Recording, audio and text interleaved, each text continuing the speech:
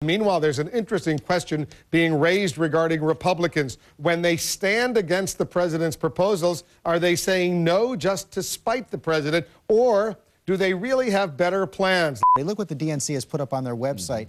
They had this clock showing that it's been 16 days, 20 hours, and 18 minutes and counting since you've had a budget. An outside group called Americans United for Change is putting out this ad this morning making the same point. Listen.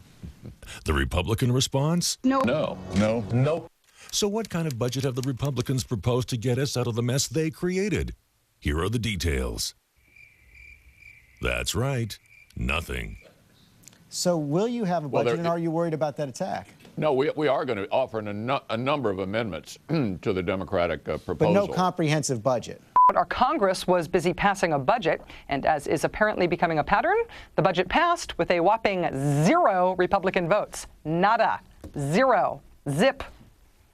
Zippo. This is the official Rachel Maddow Show staff lighter. The Republicans are cracking the whip to keep all their members in strict party formation. So even if you are Joseph Gow representing a massively Democratic district in Louisiana and you kind of like the Obama budget, crack goes the whip. Nope, you can't vote for it. We are the party of Zippo. 0 votes. I am very frustrated, Mike, because we've been waiting for this. We cut away from the president to hear the big buildup. Republicans have a plan. They have ideas. They're not the party of no. And all I heard in that news conference was what they don't like about the president's plan. Republicans are getting a rap as the party of no, and they're trying to shake it.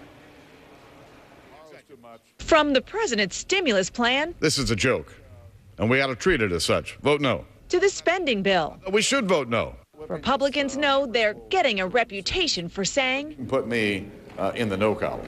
President Obama has been working hard to make the party of no label stick. Just say no is the right advice to give your teenagers about drugs. It is not an acceptable response. Taunting GOP critics of his budget in prime time. We haven't seen an alternative budget, Adam. So today, House Republicans released one. Here it is, Mr. President. A glossy blue pamphlet, but it was light on specifics and had few answers to basic budget questions like, what's the Republican goal on the deficit? To do better. He promised more details next week, but the rush to respond now is part of a new effort by Republicans to not just oppose Democratic plans, but publicize their own. What's the danger of being labeled and perceived as the party of no?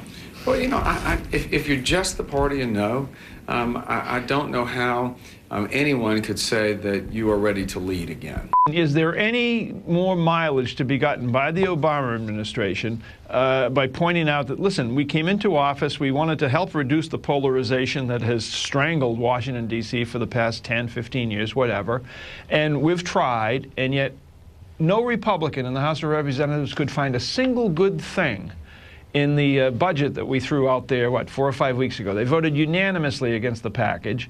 And so now the Obama administration could go to the country and say, look, they're the party of Dr. No. All they're going to do is say no. And so we're going to deal with our majority, and we're going to keep on going. And we don't mean to polarize them, but I mean, they are who they are.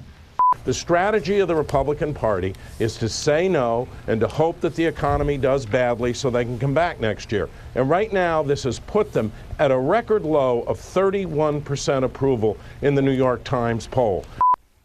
Zippo.